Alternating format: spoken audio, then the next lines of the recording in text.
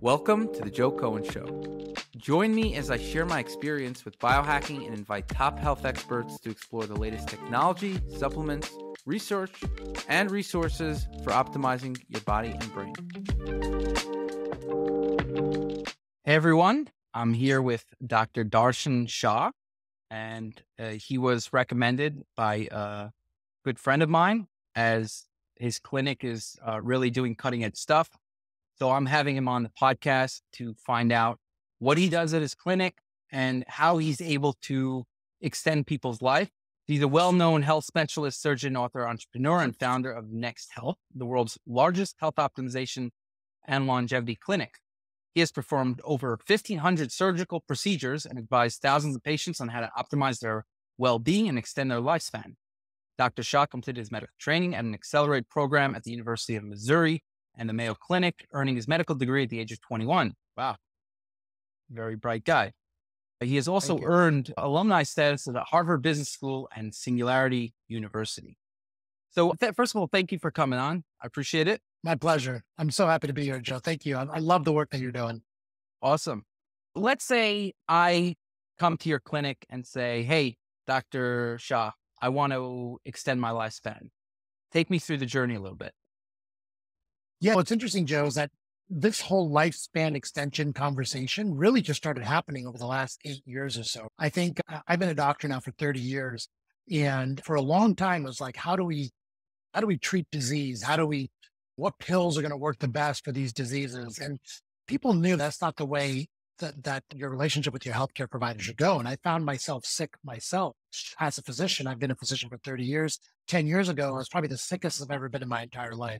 I stepped into this field of functional medicine, longevity medicine, just trying to treat myself. I was 40 pounds overweight. I was autoimmune diseases, high blood pressure, high sugar levels, all of it. It was all going wrong. And I think a lot of longevity has to do with, number one, avoiding getting into that disease state in the first place, right? Through that came Next Health, which was one of the first longevity clinics in the United States. We opened 8 years ago in Los Angeles. And I think we just changed the conversation from going to your doctor for when you're sick to how can my doctor help me live a longer lifespan and health span. Like we don't want to just live 30 years longer. We want to have 30 good years where we can think and move and lift weights and go out there and have fun. So that's what we really focus on doing. So I could take you through all the steps if you want, like when you first walk into our clinic. How does that sound? Yeah, that sounds like a good plan. So what are some of the things? Yeah, I come to the clinic, and what are the first things that you do? You do some blood testing, you take down a questionnaire. Yeah. Okay. Yeah. Do you do a genetic test as part of the standard, or? We do. Not as comprehensive as yours. So we are definitely going to be moving to SelfDecode, I think, to really understand in a much more deeper way. But what we do is we call it a full executive physical is what we call it. It's a combination of testing your genetics, doing 1,000 different biomarkers, blood biomarkers, urine biomarkers, and also scanning. So we do a full body MRI and a CAT scan of your heart. And there's different kinds of CAT scans of the heart we do, depending on your risk factors. But we can then combine all that data and get a really good look under the hood of what's going on with your health. And obviously we do questionnaires, not just questionnaires, we actually sit with you and understand what is your diet like? What is your sleep like? What is your exercise routine, all of that. And with this information, we can formulate a plan based on 12 aspects of your health to improve all 12 aspects. And that's how we start. The whole testing program takes about 3 hours. It takes us about 2 weeks, 3 weeks to get the results back. And then we sit down with you in a room and we go over the entire plan. Okay, let's go through some nitty gritties now. Like what do you commonly see as things that are, you get a lab test and hey, like I've seen it myself. So I'll look at lab tests and I see trends of, okay, for example, homocysteine tends to be high a lot and it's something you can easily control for. So what are the things that you look for that you see that are often pretty high? And then how do you control for it? So let's go through like a list of things that you see are high and that you can prevent, meaning these are going to directly hurt your health and lifespan. Absolutely. So I'll tell you what's most common that I almost end up talking to everybody about is number one, we see some degree of insulin dysregulation, insulin resistance, hemoglobin A1C being out of whack, insulin levels being high.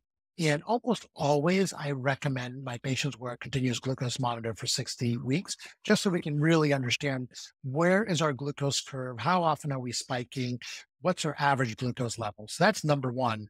Number two, we almost always see micronutrient deficiencies. And usually there's some genetic relation as well to those too. Like you mentioned, homocysteine, we see vitamin D deficiencies, vitamin B deficiencies, methylated deficiencies, and other micronutrients as well. So even though some people are good about supplementing, they still don't really supplement in the right way. So we're talking a lot about that. Number three, we see a lot of ApoB being high. And unfortunately, there's kind of an epidemic of hyperlipidemia. And we really try to we don't tell everyone like, oh my God, you have high cholesterol, you need to be on cholesterol lowering medications. That's the last thing that we do. But we do talk to people how to manage their cardiac risk. I would say number four on the list is we see a lot of gut issues, a lot of either leaky gut, gut hypersensitivity, those type of things, gut symptomatology as well.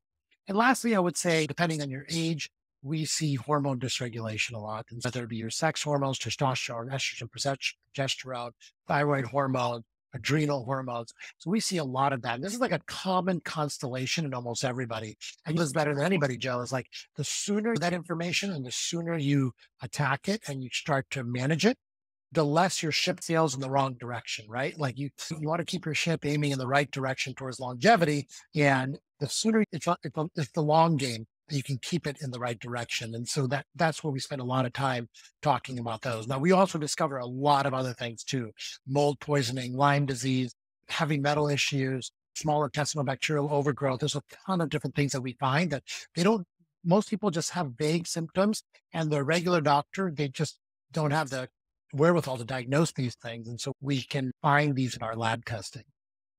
Awesome. Awesome.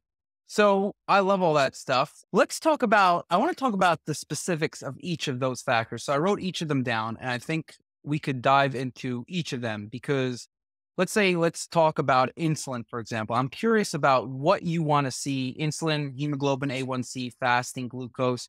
What kind of levels do you want to see for insulin?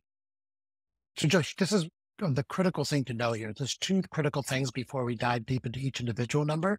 One is that there's an optimal range, right? So there's a range where you're optimized, and then there's the abnormal range. It takes 20 years to go from optimized to abnormal. And most of the time, Western medicine won't tell you until you've reached the abnormal range, because now it's time to really start giving you medications to treat it. So we do a lot of education with our patients. Like, here's where you want to be, and here's where you need to, what direction to head to. I call it becoming the CEO of your own health. These are your KPIs on your dashboard that you're following, right? So we want you to become the CEO of your health. And the second thing is that there needs to be a cadence in which you check your blood work, right? Once a year, in my opinion, is not enough. I try to get people to check the basics at least quarterly, sooner rather than later when things are out of whack. On glucose, this is where we have an incredible amount of data that we can optimize for. It's in the last few years with continuous glucose monitors and the blood testing just really becoming more available, we can really manage for metabolic disease. And metabolic disease is a precursor to heart disease, to Alzheimer's, to autoimmune dysfunction, all of it. So number one priority is managing metabolic disease. Blood tests measure hemoglobin A1C. 6.5 or above is abnormal, but we want to get people as close to 5.2 as possible. And even below is okay. It's okay. Most people we measure somewhere between 5.6 to 5.9. Yep. Okay. So what I'm going to do is just so it becomes a little more concrete to people, right? The hemoglobin A1C, you could see my screen. So yeah. I've been measuring hemoglobin A1C since 2012. Amazing. And you could see what's happening with my hemoglobin A1C. You see it went up to 5.7%. You want to understand why. It's because I was starting to take high dose niacin to lower my lipoprotein A. And one of the side effects is insulin resistance, interesting enough. So you could see, and then I lower off of it and you could see it's going down. And recently I got it down to 5.2, which is The number that you said, we have the cutoff as 5.4%. Whereas if you go to the doctor, the doctor won't tell you anything if it's like 6 a lot of times. Right. Yeah, and even 6.5 is when it raises an alarm. And this is such a Yeah, great graph, Joe, because you can see how quarterly testing makes a huge difference. If you hadn't checked in June of 2023, you would have lived at 5.8 for so long on that high dose niacin and not even known it. correct. Exactly. Joe, this is incredible for you to have this data because most people don't realize almost 20% of people have a genetic predisposition to having a high lipoprotein A.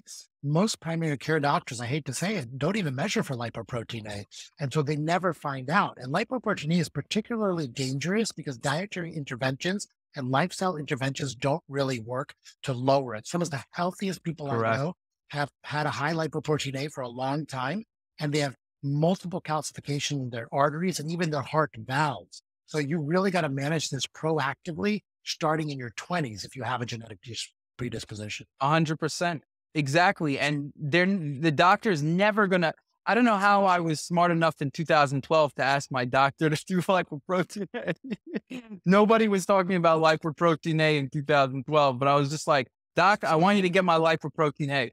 And somehow he did it. And then this is a test that you only, according to Peter Attia, you're supposed to measure it once, but because he claims that if it's normal once, but we see that apparently it's not true because it was normal and now it's not normal, right? I think that first measurement was probably incorrect over there because if you look, you just had one normal measurement and everything else was pretty much abnormal.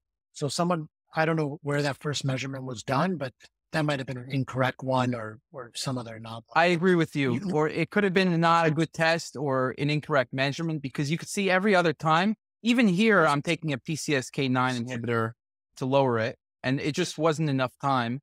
But you're right. If I don't take any kind of drug, it's just going to be high and it needlessly increases your risk for cardiovascular disease. It's like, and that's one of the things that you look for in your clinic, I'm assuming.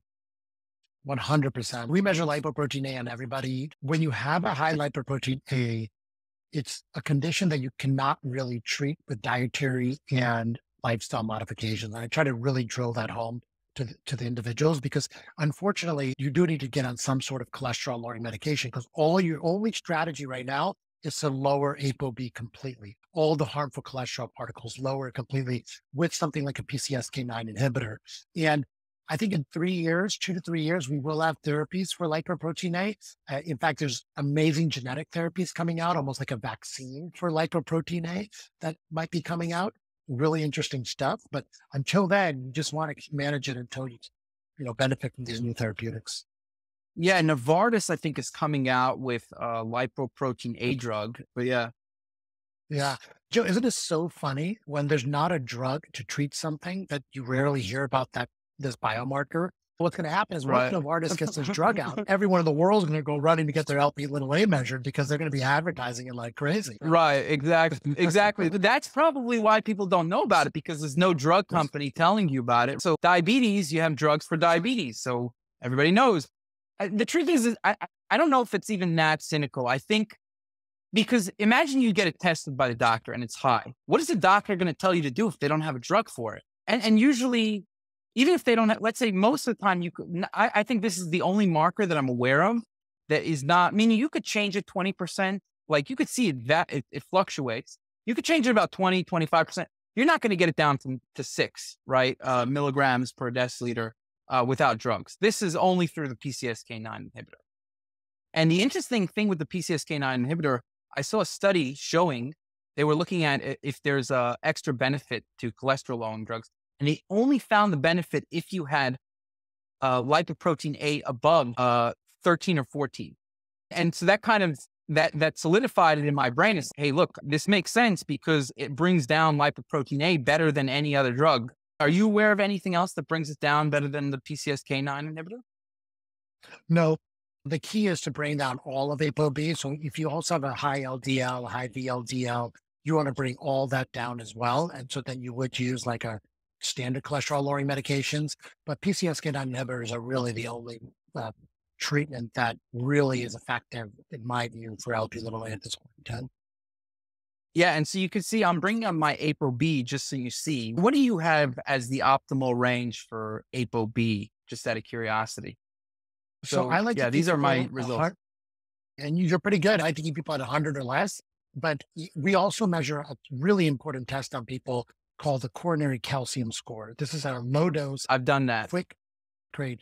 And we measure that on everybody. And if they have any calcifications, we then also get what's called a CT angiogram. And the CT angiogram is, you can see both hard plaque and soft plaque. And if they have if they have soft plaque and or hard plaque, then we're really trying to manage your ApoB levels as low as we possibly can go. We really try to we try to aggressively manage it to less than 50 or so. Very similar to what Atia does. We have a very similar protocol.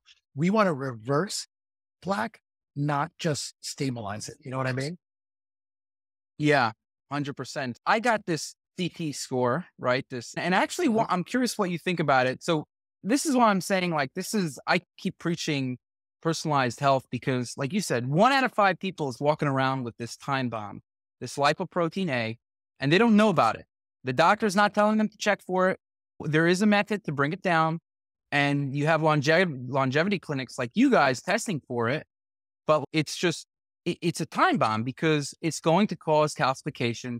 And even though I've always eaten healthy, I want to show you, I'm curious what you think of my calcium result here. This was in 2019. Okay. And you could see there's not 0, it's 0.6. As I understand, that's not a great, it's not a great score, right? Any non-zero score means that you've had plaque and that plaque then got calcified. So it means that you had some advanced level of plaque. Your score of 0.6 is not, it's fantastic. It's not an alarm. LP(a). Yeah, it's not an alarm fire, but it should be 0. If you're not actively managing your ApoB, it's going to get worse for sure. And so you really want to make sure that you are keeping a close tab of your ApoB. The other thing I will tell you, Joe, too, is like the coronary calcium score. It's a super fast CT of your heart, and it's not extremely precise. Okay. It's just to get an idea if we're seeing calcifications or not. So I've seen people they'll get one day and they'll get one 5 days later, and their score will vary just because what phase the heart gets captured in on the CAT scan as well. I wouldn't put too much emphasis on the actual number unless you're watching the trend. Is the trend going up? Is the trend growing? Is the trend to be stable? With the coronary calcium score, you're more watching trend and positive or negative.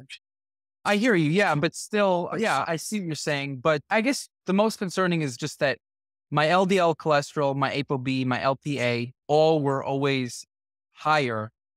And that is something that is a preventable factor that's going to cause cardiovascular disease. You need to bring that down. You could feel amazing, right? Just fabulous. I feel I've got so much energy. And doesn't matter. This stuff is building in your arteries slowly but surely. And then by the age of 60, even if you don't get a heart attack, all of a sudden your arteries are not as soft, and there's the atherosclerosis. And then all of a sudden your blood pressure starts creeping up and things like that. So you have to take care of these things when you're younger. And I did a deep dive on the LDL cholesterol ApoB thing because it's very controversial. You have people who say, oh, it doesn't matter. So I needed to do a deep dive for myself. And what the interesting study showed is that there is some benefit later in life to have it higher. And the reason is because it can help prevent infections in certain ways. It seems to be some certain benefit for infections, but there's Mendelian randomization studies that show causal impacts. If you have it higher from a young age, you're going to die earlier, right? Your health span is lower. And the reason is because it's building up slowly. And then maybe if you're 80, then maybe there's some advantage. If you're not advanced and improving your immune system in other ways, which you can do, but I think like just from if you're 30, 40, 20, you actually want to do this then. You don't want to wait till have a heart. Like the average age of people taking statins is like 65, 70, right? Too late then. And then you could start arguing how much is the statins helping when you're 70. It's a good question. There's many studies on that, but the point is that for cholesterol, lipoproteins, lipoprotein A, all this stuff, it needs to be homocysteine. It needs to be done earlier so that you prevent that atherosclerosis over time. Absolutely. You said a few things there that are extremely important that we should double click on for your audience. Number one is that Western medicine is not going to diagnose this stuff until it's too late. The damage is already done. Doing this stuff in your 20s and 30s, you're going to prevent the damage from occurring in the first place. And the same, ApoB is a perfect example. Your level of insulin resistance is another perfect example. So metabolic disease. Third example, that's another great example too, is cancer diagnosis, right? I always say cancer's biggest enemy is being diagnosed in stage one. Stage one cancer is fully treatable. Stage 3 and 4, now we're talking 5-year survival rates, right? So we're also super aggressive about cancer screening and making sure that if someone is going to develop cancer, that we catch it immediately. And so there's new diagnostics out there that most people don't even know about because on a population level, it doesn't make sense for insurance companies to pay for this. But on a personalized level, you want to do this because you want to make sure for the end of that you diagnose cancer early, right? You don't want to be a statistic. 1 out of 3 people die from cancer. You don't want to be that. And then a lot more get cancer, right?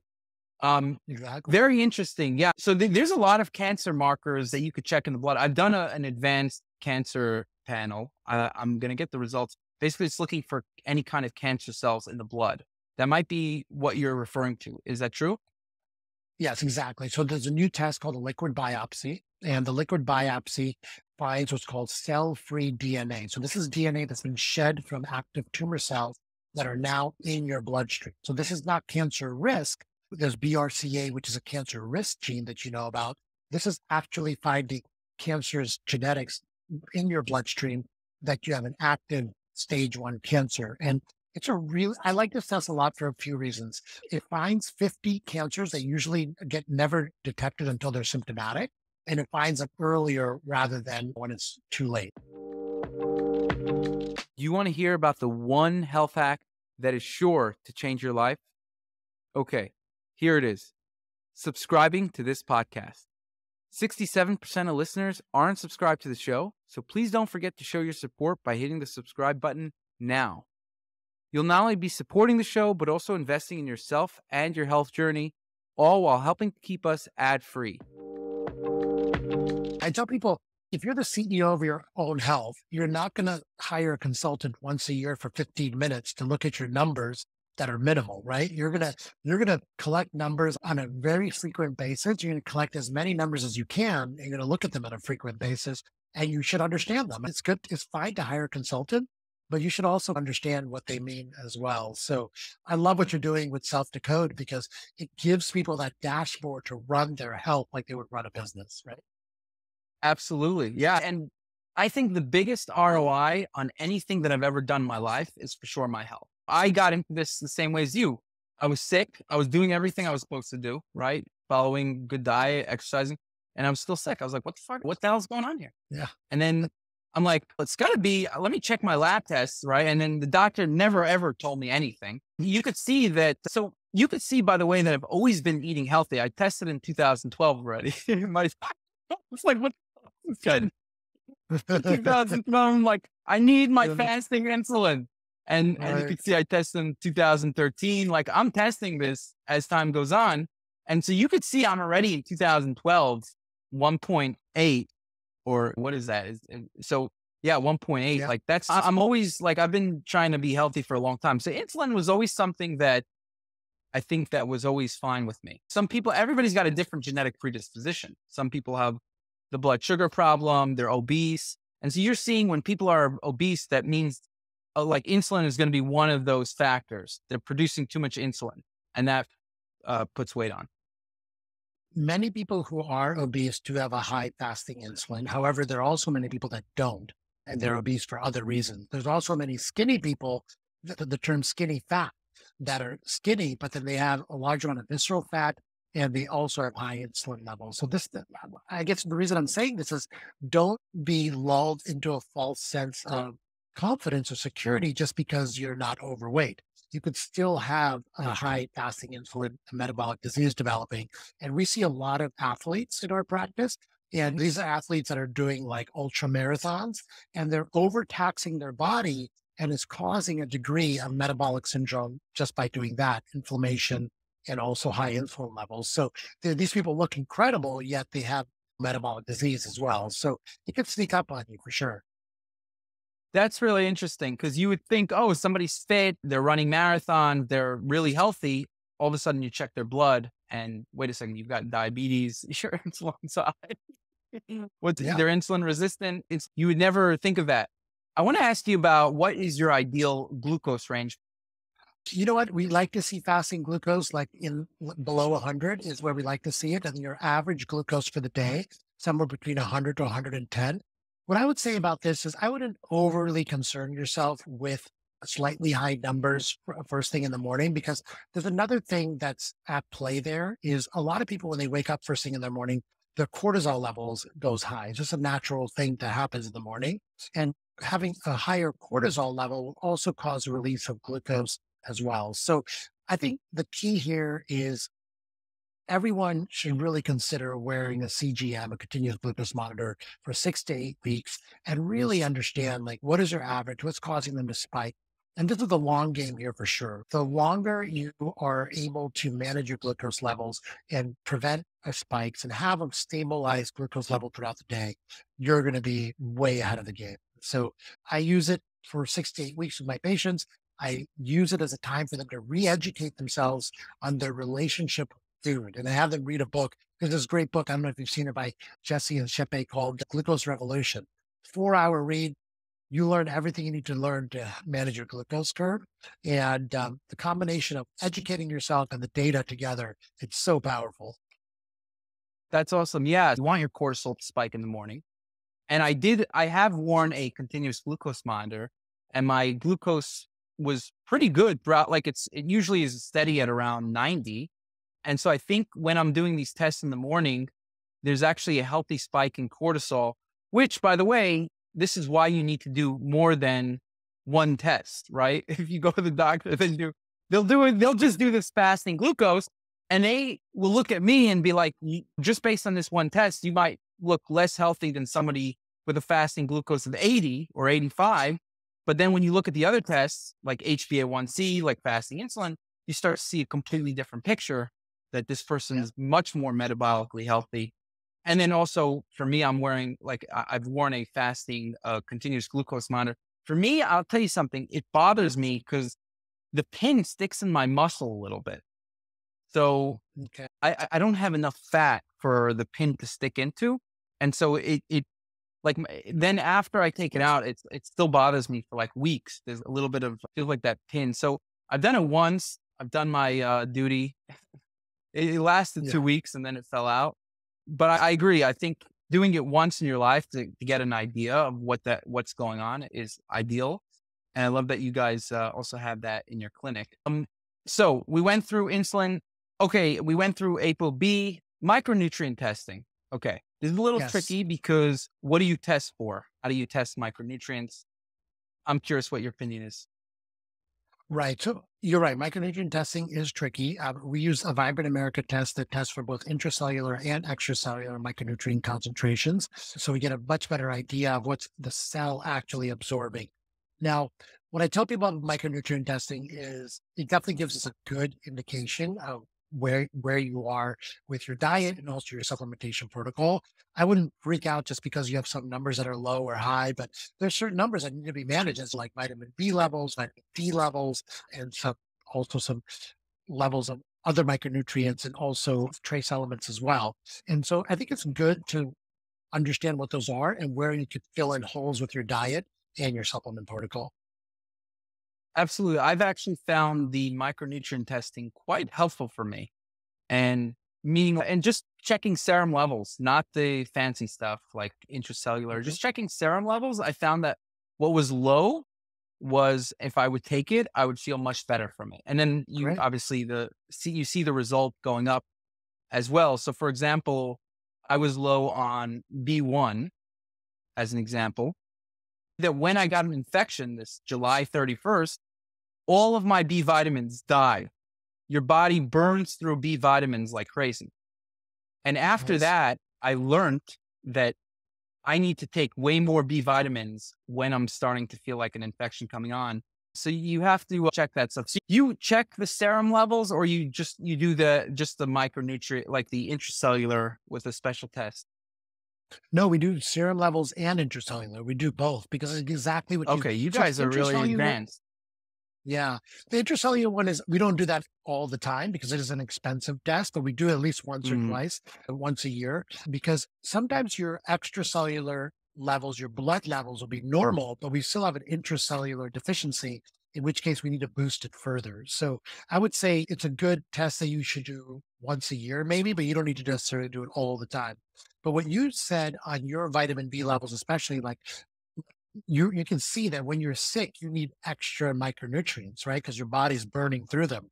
And so that's why people go to IV therapy now just to get IV therapies because your body needs those nutrients. And it's not just being when you're sick, it's also when you've had a poor diet or when you've traveled. Like these are all times or you're dealt with an increased toxic load for whatever reason. Your body needs that additional support. absolutely. So what I found was if I'm just exercising more, if I'm activating my nervous system, I need more B1, right? And what I found is that all this kind of dogma about you should get all your nutrients for food never worked for me. I'm actually way more active and I burn through B vitamins like nobody's business. And I cannot get enough from food. It's just a fact. My levels are low, even though I'm eating a diet high in B1. So I don't know if our soil has been depleted. I don't care what happened. I don't know what happened. But the point is that the dogma of you're getting all your nutrients in food, I think is bunk. And there's many different reasons why we don't get enough nutrients from food. The other reason, like you mentioned, like our soil is not good, food gets transported a long way, a lot of it's processed. We just don't have enough nutrient dense food anymore. I would say there's three Microbiome. reasons for micronutrient deficiencies, right? Either you're not taking in enough num- micronutrients. Number two reason is you're not absorbing enough. So your microbiome is not healthy and it's not able to absorb your nutrients you need, your gut is not healthy. And thirdly, is you're not converting them into usable form. So if you're not going outside enough into the sun, you're not converting vitamin D enough. If you have MTHFR, you're not methylating your vitamin Ds. So there's a lot of reasons why you might need additional nutrient support. I know there's data out there that says like 80% of people are deficient in vitamin D, 40% are deficient in vitamin B. I think 100% of people are deficient in micronutrients. And the other thing you have to remember too is we live in one of the most toxic environments that humans have ever lived in, right? We're sitting all day. The air has much more pollutants in it. Our food has glyphosate in it. So our body needs more nutrients just to eliminate the toxic burden as well. So there's a lot of reasons that unfortunately, sadly, it's hard to get the nutrients you need from food nowadays. That's interesting. Yeah. Just all these reasons. And maybe even once upon a time, it was also, even if everything was perfect, maybe to optimize, you could still do better with more. It's, Well, yeah. it's just more optimal. Yeah. Meaning So like when we've everything was evolved to perfect, survive and replicate. right, when the environment was perfect and the food was nutrient dense, people still only lived about 30 to 40 years.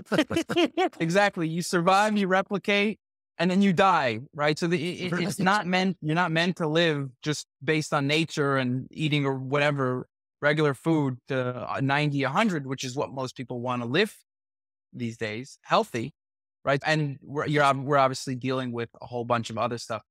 I've recently discovered a test that I think is a game changer. And I don't see a lot of people testing this. I'm curious if you haven't tested. If not, you should include it. You do amino acid test?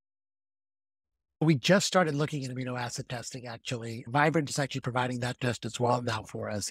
And we've tested a few patients, but not in any sort of volume or anything. Yeah, I'm curious to hear your thoughts on amino acid testing.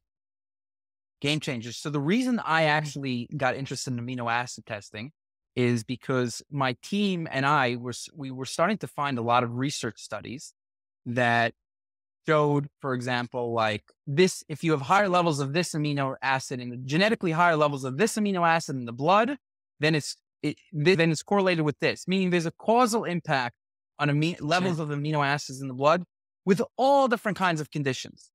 And so I'm reading these things one at a time and boom. And we have these genetic predispositions, which is cool. So we have a lot of these genetic predispositions for amino acids in SelfDecode.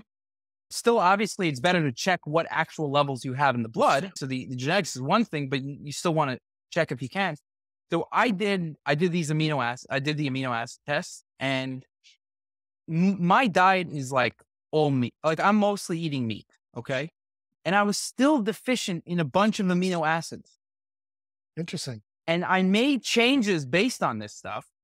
And I had it was like very significant impacts. So I can show you. And by the way, when you supplement with it, you raise your levels, right? Okay. So I'll show you what that looks like. And you could, we have all this information included in SelfDecode. Basically, it'll come up. If you put a patient in here, it'll come up in SelfDecode when to test for an amino acid and what it means. But I'll give you an example. Okay. So I tested histidine. I tested this 3 times.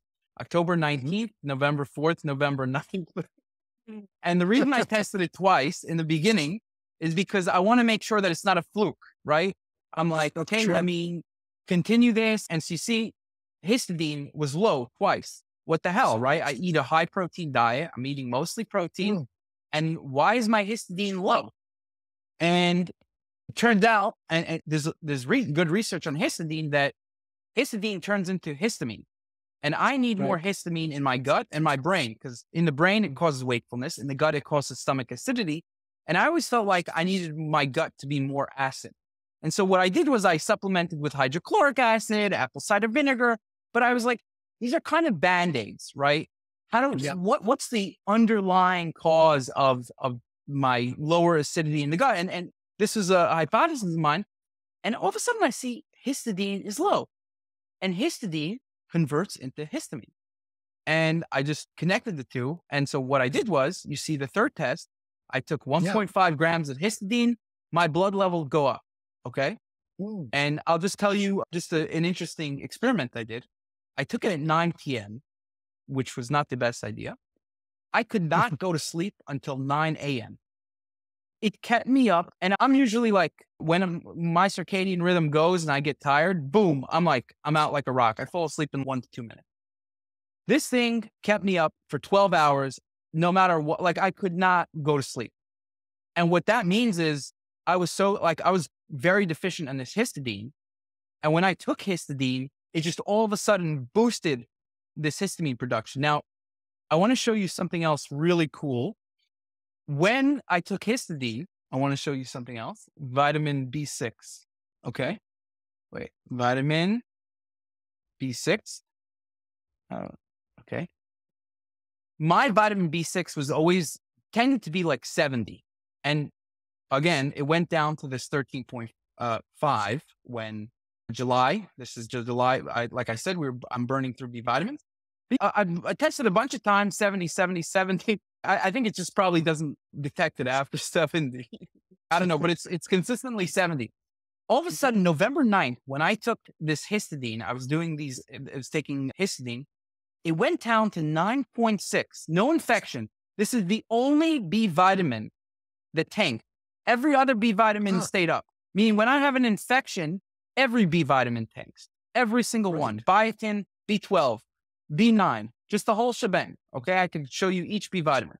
This is the only B vitamin that tanked, B6. It turns out the vitamin B6 is a cofactor for histidine decarboxylase to create histamine, and it also deactivates histamine as well. So if you're taking more histidine, all of a sudden my body was starting to burn through vitamin B6, right? And so that's really cool. You see this in my blood, like the histidine levels constantly low, my B6 constantly high, and the minimum 1.5 grams a day. All of a sudden, I'm using up that B vitamins in a very productive way. And I noticed like more wakeful, more energy. And again, this is just from this histidine amino acid. And I looked at some other people's histidine, and they were normal. So why do I have this abnormal? I have no idea. I think maybe there was one other person that had low, but the point is you have to check for it, right? Yes, absolutely. And you would have never known. I was going to say, a lot of times people have, even when you're eating a lot of protein, if you have a pancreatic enzyme deficiency, you don't break down those proteins enough to those usable forms. So you're like a human chat GPT over here. This is, Yeah. so this is exactly why I do this testing. Now, what I find with testing is there's almost no diminishing return so far. Like the more I test, the more information I get. Okay, I get this, like I got so much interesting information about how my body responds. And now when I start getting sick, I know exactly all the nutrients that start tanking when I start getting sick. And then recently so 3 of the 3 times where I started getting sick these days, I knocked it down each time. So I didn't end up getting sick, which means that this new protocol that I'm doing is working very well. I've done a deep dive just like you, but I think for me, just being a practitioner, I try to get people to focus on some of the big things. And you've done an incredible job about diving deep even into some of these amino acids and some of the stuff that you were talking about today. But I think for most people out there, there's about 12 different biomarkers they all need to follow constantly. And that takes care of your 80% of people. But then I think the platform that you've developed, the testing that you've done, there's a lot of us that want to know more. Once we've got those optimized, what's the next thing? And like you saw, when you start looking at your amino acids and in your micronutrient levels, you can really improve your energy levels, your sleep. Oh my God, it's amazing. Right? I want to show you, because you're thinking about this amino acid test, I want to show you one other thing that I thought about, Sure. which is really interesting. You guys, you could use this for your practice. Really cool stuff. And by the way, all this knowledge, we're inputting it into the system, and it gets inputted so that the recommendations get prioritized using all this information. So it's really, yeah. My goal is to build the smartest recommendation engine by 100x. Because right now what you have is stupid. Oh, you have this one snip. You have this, you read a random article on Google. You have this one lab test here. You need something that really is intelligent. And you need guys like you also to do the testing, to go through with people, to tell people, like really guide them, because that helps as well. So you have all these tools, but the guidance really helps as well. So what I wanted to show you, this is my newest discovery from the amino acids. So I actually take cysteine, okay? And I measured cysteine in the blood, and it's on the lower end twice. It's on the lower end. Okay. In the beginning, I guess it was a little higher. I think it went lower because I was actually fighting an infection during this time. And I think I used up more cysteine, but even before the infection, still not very high. And what then I looked at is my methionine, and also lower. Okay. Now, you don't want to really supplement methionine because it's like an anti-aging thing to have lower levels of methionine. Okay. But however, with that said, what is that my sulfur amino acids are low, cysteine and methionine. And so I was thinking, should I take higher levels? And I'm taking, by the way, NAC 600 milligrams here. Okay. Yeah, I'm eating normal protein. So this is with this. And I think I even took more NAC because I was sick, or I was fighting off an infection. I didn't end up getting sick in the end. But still, this is when the infection is gone, and my methionine is still lower. My cysteine was still lower. Yeah. So recently, what I found was in the past year and a half, I've been exercising a lot, very active, just like doing a whole bunch of stuff. And what I found is as time, like my tendons I have big muscles, but my tendons weren't holding up as well. So I was finding I was getting like a little bit of pain in certain tendons. And so people who were following me on Instagram, they saw that like I was trying out BPC. I'm very public with everything that I'm doing, right? Trying out BPC. I've been megadosing collagen. It didn't help as well as I would have liked. So doing all the normal stuff that you would normally do, like for tendons, like collagen, we actually have a bunch of recommendations here. But what I saw is my amino acids, my sulfur amino acids were low. So what I decided was I'm going to take MSM. So MSM is basically donates the sulfur, and it lowers the burden. Instead of taking methionine and cysteine, I already take 600 milligrams. Okay. I could up the dosage a little, but instead of doing that, let me take sulfur, because that's also a rate limiting factor for collagen production. All of a sudden, so I took 5 grams of MSM. All of my tendons started to heal very Wow. fast. Yes. So And it was powerful. like This is just, super powerful, super. And yeah, again, why did I think of that? Because of my sulfur amino acids were low. You could see if somebody's, and one of the other things I also did, by the way, is to increase my methionine. Instead of taking methionine, I'm taking higher 5 grams of TMG to yep. convert my homocysteine to methionine. And it was magical, the MSM. So that's another thing. All of a sudden, I I could work out for 4 hours. And the thing is that my muscles and everything could handle it, but my tendons were the weak point. And all of a sudden now my tendons are not the weak point anymore. Like it's just Mhm. that sulfur I was putting. And so what I did is I looked it up, and it turns out that when you do a lot of exercise, your body is using up tons of methylation and It's sulfur true. amino acids. You're doing a really good job yourself. You found so much out over the course of time, and just this amino acid tests, like you said, are incredibly illuminating. And make such a huge difference. And it's all in the data. And it's sad that most people don't have access to this, but I think with platforms like yours, they get access. And I love the way you've organized the information.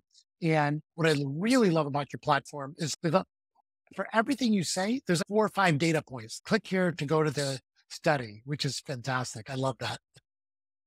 Yeah, that's awesome. And for something like mood, I want to just show people this is actually a new feature. So I just want to show people if, Mhm. let's say, you're in a mood report. So I mean, people know about you get the risk. So you see, I have a risk for low mood, which usually will mean like lower serotonin, because that's one of the major amino acids for mood. I have this risk here, Yeah. and that's something I've struggled with. And then you have 157 yada yada. Okay, a lot of them have to do with methylation, like SAM-E. And by the way, those recommendation, and a lot of them are genetic based as well. So, for example, I'll just show you one thing. For me, for example, I do very well with 5-HTP. And one of the reasons it Yeah. seems like I have a variant in the tryptophan Mhm. hydroxylase 2 gene that doesn't convert the tryptophan to 5-HTP as well. So you could see this Yeah. information here, which is why I prioritize 5-HTP higher, and 5-HTP helps me a ton. So 5-HTP, tryptophan, all that stuff. Now, like I was showing you before, you could look all the lab tests related to mood. So let's say if somebody has a mood issue, they don't know what lab test to get. You could look at all these lab tests, and we tell you, here's the lab test you should get. And then you could see if they're in the optimal range. And then obviously working with a clinic like you guys is ideal, right? Because you can Yeah. help walk people through that, and that's ideal. And your knowledge is great. And so what I like to do is I think I love to see people who are really knowledgeable, and then people like you using intelligent software together, you doing the testing, right? It's such a game changer. People have no idea how much they can really like just change their body in every way. Fully agreed. Fully agreed. I think when people can explain what they're seeing on these dashboards and help people access these treatments that we have, like in Next Health, and using the data that you provide in these beautiful dashboards, it's just such a perfect combination for people. So glad to see the work that you're doing. And thank you for having me on. Yeah, no, I really appreciate it. And I'm going to visit you. You guys are in LA, you said, right? Yes, we have 3 clinics in Los Angeles and 1 in New York. Okay. So next time I come to the US, I'm going to definitely visit you guys. And yeah, I would love to go through the testing, chat with your team. Really love this stuff. And the more testing I do, the more information I get. How you do testing every 3 months?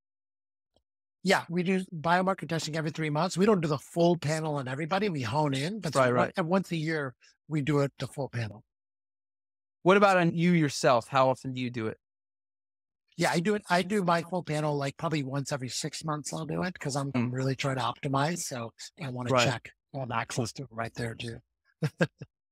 Awesome. Yeah, no, I love this. Just for everybody to know, this Dr. Shah really knows his stuff, and Yeah. very impressed by him. I didn't know him before the podcast. He was just recommended as somebody that was knowledgeable, and I like to see for myself. And it turns out that he knows his stuff, right? There's 99% of people in this industry don't know this stuff, just unfortunately. And so I love seeing people who really like, I could just see it, the lab tests, the numbers, what these things mean, how to optimize them.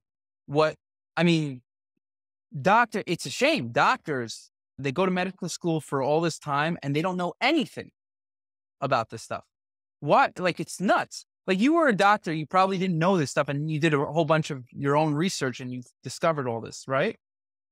Yeah, I think what happens is you learn a lot of the basic science to know what like amino acids are, what methionine is, what 5-HTP is. You learn the mechanisms and the biological processes, but then everything is so disease focused. So unless there's like a disease that's being caused by that pathway, you really don't focus on it. You know what I mean? And so focusing on it when you're not in a disease state like you're doing, there's so much improvement that can be made. People live many years at 80% of their potential, 70% of their potential, and they don't even know it. And doing the lab testing early and more frequently and doing a deeper dive gives you the potential to live at 100%. I love that. I love that. So where can people find you if they want to know more? Yeah. Two places. So we have a website, www.next-health.com. And my Instagram handle is at Darshan Shah MD. So follow me on Instagram. I'm always posting stuff like this. And also you can come visit us at Next Health in Los Angeles and New York. Awesome. And I want to, when the next time I'm in LA, I'm going to definitely visit you as well. Joe, I appreciate it. We are happy to have you, and we'd be excited to host you there as well. So please come by. Awesome. Thanks. Yeah. Okay. Take care. Thank you. Thank you, Joe. 67% of listeners aren't subscribed to the show, so please don't forget to show your support by hitting the subscribe button now. You'll not only be supporting the show, but also investing in yourself and your health journey, all while helping to keep us ad-free.